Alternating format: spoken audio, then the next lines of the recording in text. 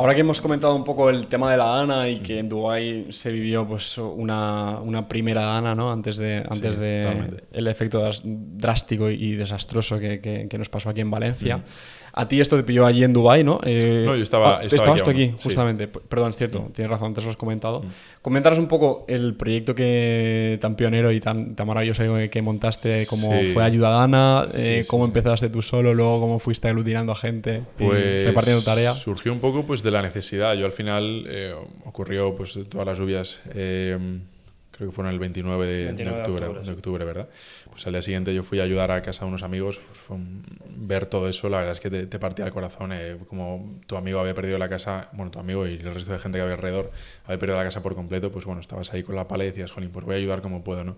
Pero esa noche cuando volví a casa, pues dije, ostras, yo creo que siendo ingeniero informático quizás puedo ayudar de otra forma, quizá un poquito más efectiva o que ayude a organizar un poco toda la ayuda que se estaba dando en ese momento, ¿no? Entonces, este pensamiento surgió un poco a la hora de, pues te metes en Instagram y empiezas a ver gente que necesita ayuda, otro que ofrece ayuda, mucha más gente que ofrece ayuda, por suerte, que la necesitaba.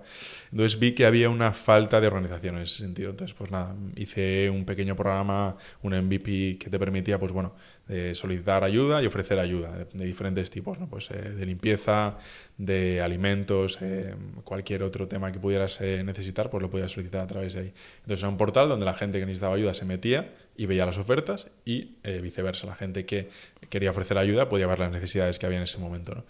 Entonces, pues bueno, lo lancé, subí una historia a Instagram y se volvió viral a las 2-3 horas. Empezó a, lo que eran 5 usuarios al principio, pues empezó a subir 100, 200, 500, 1000, llegando a los 10.000 en algún pico. Y nada, el primer día estaba yo solo, el segundo día éramos 4, el tercer día éramos 10 y así hasta el viernes siguiente que éramos 83 personas trabajando en el proyecto, entre programadores, gente que se dedicaba a medios, gente que estaba ayudando con un CRM que montamos en 3 horas, un call center igual, que pues bueno, diferentes empresas nos ayudaron con soporte, obviamente todo gratuito. Para poder ayudar a todas estas personas. Entonces al final pues fue crear una startup y hacer un MBA en 15 días básicamente, ¿no? Porque al final tenías que aprender pues bueno que en esos momentos de necesidad tenías que priorizar sobre diferentes funcionalidades del software. Luego creamos diferentes líneas de desarrollo con un project manager, se lo podemos llamar de esa forma, en cada una. Luego hacíamos reporting todas las noches, organizábamos el día siguiente. O sea que fue gente que dejó, muchos de ellos, su trabajo para volcarse únicamente en este proyecto y ayudar, que eso es algo que, vamos, yo no podré agradecer en mi vida lo suficiente a toda esta gente que, de no conocerme absolutamente nada, pues se decidieron ir conmigo y crear esta aplicación que al final pues fuimos tantos trabajando en ella, ¿no? Y creo que es gente que debería sentirse muy orgullosa por todo lo que ayudaron, porque nos llamaban, pues, oye, abuelitos por las tardes de, oye, acá han venido a ayudarme porque han visto que en esto del móvil estábamos aquí pidiendo ayuda. Y decías, jolín, pues creo que no puedes sacar más que ese feedback que te están dando de forma continua, ¿no? Entonces, pues bueno, luego haciendo números unos meses después, pues sí que es cierto que llegaron a ser 30.000 usuarios, 3 millones de conexiones establecidas, unas features a nivel tecnológico que hubieran tardado meses en desarrollarse y teníamos ahí ya un equipo de programadores impresionante que nos ayudaron con todo. Ya te digo, me podía poder a decir todos los nombres, pero es que estaríamos aquí toda la tarde, ¿no? Pero fueron unos cracks, la verdad. Yo al final estaba un poco ahí de observador, sí que es cierto que tenía que tomar alguna decisión, pero es que era impresionante cómo trabajaban todos. O sea, y eso fue simplemente genuino, o sea, me refiero, no se movió ni un euro ahí, nadie generó nada de dinero. Bueno, yo sí que puse inicialmente de mi bolsillo para pagar una serie de servidores y demás. Estaba deployado en Bercel. No me quiero meter tampoco mucho tecnicismos, pero es cierto que uno de los comerciales que había en España pues puso en contacto con nosotros y dijo, no os preocupéis, esto lo vamos a cubrir nosotros, no tenéis que poner nada a vuestro bolsillo. O sea que empresas tan grandes como Bercel, hablamos también con Amazon, hablamos con Palantir, hablar con ellos y darte cuenta de que lo que estamos haciendo pues tiene un sentido y podemos ayudar con ello, creo que no tiene ningún precio, vamos. No, totalmente. Sí. Al final el rédito es ver la cara de brillo, esperanza e ilusión de la gente que pues desgraciadamente les ha tocado esta tragedia directamente, ¿no? Y que al final te felicite, no te congratule, no te den las gracias. Solo por el hecho de hecho metimos una funcionalidad creo que fue en el 5.º día, donde podías ver cuántas personas estaban en diferentes pueblos y luego también cuántas personas estaban ayudando a una persona en concreto, ¿no? Entonces te metías y veías, por 5 están con este, 6 están con este, 4 están con esta persona y decías, jolín, se está moviendo. Sí. Hay un feedback instantáneo, ¿no? Entonces eso yo creo que no tiene precio. Eso fue las experiencias más enriquecedoras que he tenido en mi vida, sin duda, y fue la mayor parte, pues, o en gran medida gracias a todas esas personas que decidieron unirse sin conocerse de nada por un único motivo, que es ayudar. Y por curiosidad, también en la aplicación a nivel técnico teníais o abordabais la problemática de stock, porque sí que es cierto, nosotros también en los primeros días teníamos conocidos, evidentemente, porque al final todo el centro de Valencia, lo que nosotros vivimos, teníamos la fortuna de vivir en el centro de Valencia, pero conocemos a la gente de los pueblos colindantes, los pueblos del sur que les tocó esta tragedia. Y una de las primeras, de los primeros hándicaps a la hora de ayudar es que ibas al Leroy Merlin de Posa Playa, que es un pueblo que está nada cerquita de Valencia, pero a las afueras, y todo el material no existía, se había agotado. No quedaba nada. Entonces, no sé si de alguna manera en la aplicación abordáis todo este tipo de... Se necesitan 5 palas, 10 recogedores. Sí. Intentamos establecer un sistema, por eso hablamos con Amazon, para ver un poco, pues bueno, cómo podíamos tener una especie de stock orientativo, porque al final hay que tener en cuenta que la conexión a internet en muchos de estos sitios era muy limitada a veces, entonces tener una actualización constante de eso era prácticamente imposible, dado el caos de la situación, pero sí que intentamos tener una aproximación, pues bueno, de dónde estaban los puntos de recogida y los puntos de entrega. Incluso llegamos a pensar en hacer una gestión del reparto de última milla, pues con un modelo similar a los que pueden utilizar Globo o otro tipo de aplicaciones de delivery. Pero bueno, al final la situación avanzó bastante rápido, no hizo falta, hizo falta en un principio, pero no ya cuando pudimos hacerlo, ¿no? Al final, por muchas personas que fuéramos también estábamos limitados en ese sentido, ¿no? Ya te digo, mucho estrés, yo perdí como 7 kilos en una semana. Pero bueno, oye, intentamos hacerlo, el tema del stock era algo complicado. Lo pudimos apañar de una forma, pues bueno, más o menos temporal, poniéndolo en la descripción de las ayudas, de oye, se necesitan, como comentabas tú, ¿no? Pues 7 palas, una retroexcavadora, medicamentos. Al final hicimos también una serie de categorías, ¿no? Y la gente podía filtrar, decir, oye, yo tengo medicamentos, soy una farmacia, voy a ver zonas cercanas, porque estaba todo en un mapa, o sea que lo hacía bastante sencillo. Zonas cercanas a mí donde necesitas medicamentos. Entonces podías filtrar y podías targetear exactamente la ayuda, ¿no? Que era algo que era primordial. Y que también te da un poco que pensar, ¿no? Que al final, pues unos chavales de 20 y pocos años se juntaran y tuvieran que hacer esto en vez de instituciones, ¿no? Que se supone que tienen que estar preparadas para hacerlo, pues también deja un poco entrever la capacidad de acción. Cuando estabas comentando lo de que fue mucha gente que se unió, que lo hiciste muy rápido, estaba pensando justamente en lo que no hizo el Estado, lo hizo Pedro y sus amigos. Pedro el bueno. Claro, Pedro Olivares, no Pedro el otro. Sí, es triste, es muy triste realmente que se den esas situaciones y que realmente la administración pública mastodóntica que mantenemos, que financiamos, encima ahora viene la trimestral, estoy esperando al gestor que me dé el pésame. La dolorosa. Sí, que me saque la dolorosa del trimestre. ¿Qué tanto dinero nos cuesta mantener este estado de bienestar? Pues sí. Cuando se te llena la casa de barro, cuando tienes a tus familiares enterrados en un garaje, encerrados en un coche, pues el Estado de repente desaparece y salen declaraciones de políticos el ejército no está para quitar barro, si quieren ayuda que la pidan, cosas de estas que pues eso, al final entristece muchísimo. Yo me acuerdo que la mayor sensación que tuve, o sea, el sentimiento perpetuo que tenía durante esos días era enfado continuo. Pero estaba enfadadísimo. Más que enfado, yo os diría de orfandad, ¿no? Sí. O sea, creo que es un sentimiento que el enfado De decir, viene de la orfandad. O sea, para esto estáis. O sea, al contrario, o sea, ni para esto estáis. Me refiero, vale que haya lista de esperas, ¿vale? O sea, cuando llegamos a esta situación, casi que la lista de espera me da igual, ¿sabes? En mi caso fue decepción, sinceramente. Sí, o sea, fue una cosa de, hostia, ni a la altura de esta situación podéis estar. O sea, sois así de tristes. A nivel operativo no se puede poner ni un pero a todas las fuerzas del Estado que cooperaron, obviamente, pero a nivel organizacional y estratégico la respuesta fue muy mala en los primeros días. Luego, pues por suerte, consiguieron, entre comillas, ¿no?, solucionarlo, pero claro, al principio esas horas clave que tengan que ser gente... Bueno, nosotros fuimos una iniciativa, pero había 10.000 iniciativas alrededor, entonces fue realmente el pueblo el que salvó al pueblo, y eso es algo que suena muy fácil y muy sencillo, pero es que no puede haber nada más cierto que eso.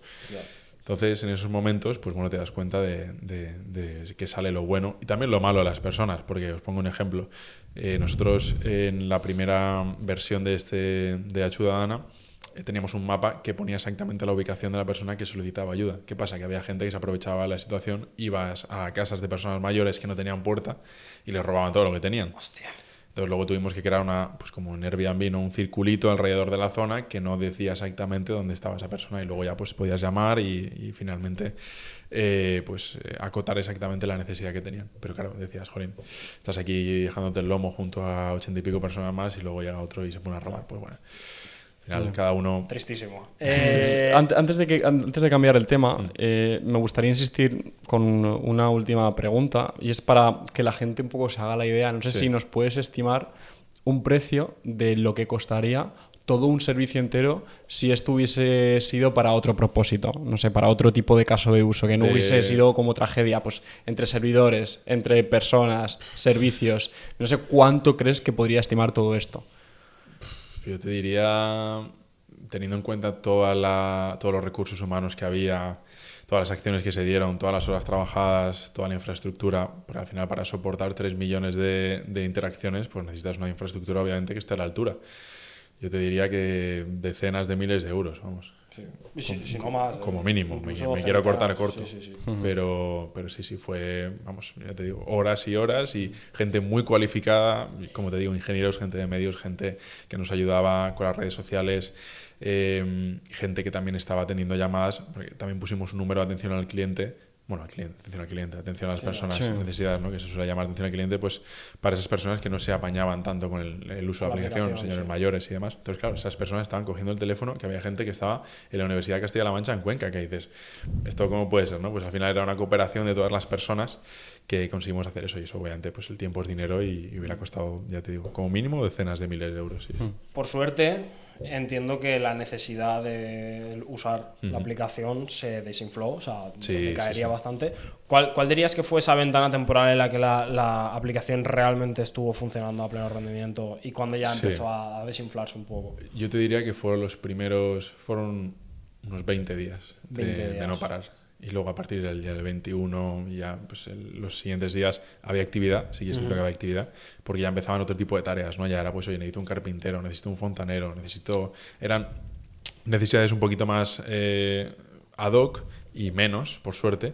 Y luego ya, pues bueno, hasta que llegamos a las 0, que fue realmente hace un par de meses, tampoco fue hace más. Entonces, pues yo me acuerdo de subir un post a LinkedIn que dije, el número más chulo que tenemos ahora mismo, o el más bonito que podemos tener, es 0, ¿sabes? Que es que ya no hay ningún tipo de necesidad y ya podemos dar por cerrado, entre comillas, ¿no? ese servicio. Ese servicio, por suerte, sigue disponible. Entonces, si en algún momento hiciera falta, pues siempre se puede reactivar con un par de clics y se puede hacer uso de él, ¿no? Que es lo bonito también de esto, que al final hemos construido algo que tiene mucho valor. Realmente lo que podíamos sacar de ello ya lo hemos sacado, que es obviamente el feedback de todas las personas a las que hemos ayudado. No tenemos ningún tipo de interés más, por eso nos declaramos, y lo puede ver cualquier persona en la web, como una asociación de personas que no tienen nada que ver entre ellos y que quieren ayudar sin estar ligados a ninguna ONG, ni partido político, ni nada por el estilo. Somos personas independientes que decidimos hacer eso. Entonces eso, pues ya te digo, se puede reactivar en cualquier momento. Ojalá y no lo necesitemos, pero bueno, está ahí. Es una pena que con ideas de este tipo creo que pues, el Estado o las administraciones, universidades incluso no las aprovechen, ¿no? Sin ir más lejos, o sea, evidentemente no estoy ni mucho menos a vuestra altura, sobre todo de desarrollo de negocio, ¿no? De desarrollo de aplicación social un poco. Para un proyecto del máster que estuve haciendo, es diseño de redes de 5G, con al final dispositivos que iban a estar en movimiento, con cohesionados y coordinados por un agente de inteligencia artificial, y al final eso estuve pensando aplicaciones y dije, ostras, pues esto para la ANA, es cierto que la autonomía de los drones es limitada, pero por lo menos para localizar gente desaparecida, recibir señales y demás.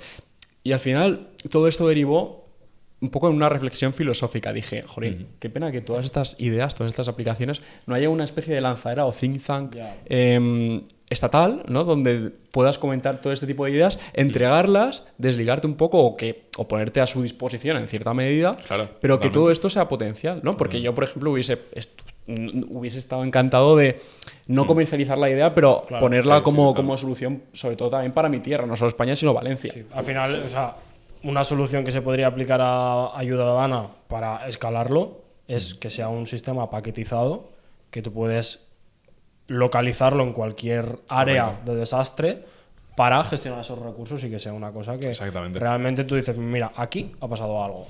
Este es el radio de personas tal, un equipo de distribución que digamos que se encargue de hacer saber a la gente que este recurso está disponible. Y vamos, sería una iniciativa súper guay porque esto por desgracia ocurre alrededor de todo el mundo y a veces ni nos enteramos. Efectivamente. Pero realmente esto sería una herramienta genial para todo este tipo de situaciones que tanto afectan. Al final la naturaleza de este SaaS pues también hay que entender que la han desarrollado gente voluntaria, entonces comercializar eso sería complicado, ¿no? Porque tampoco es la intención no hablo de realmente comercializar, sino de decir, oye, pues vamos a encontrar la fórmula para poder por ser capaces de desplegar esto cada vez que pasa algo. Debería ser necesario.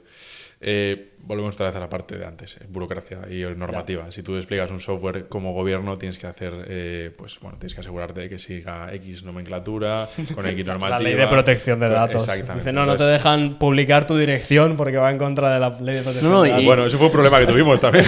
Entonces... Es que para que veas hasta dónde llega la regulación, o sea, una persona que necesita un recurso que tienes que decirle dónde lo necesitas, no puedes porque está prohibido publicar tus datos. Es lo que te digo, entiendo que haya normativa, pero hay excepciones y hay situaciones en las que es imperativo ayudar y pues bueno, las leyes están a veces no para saltárselas, ¿no? Pero hay que saber también pues hacer uso de ellas, ¿no?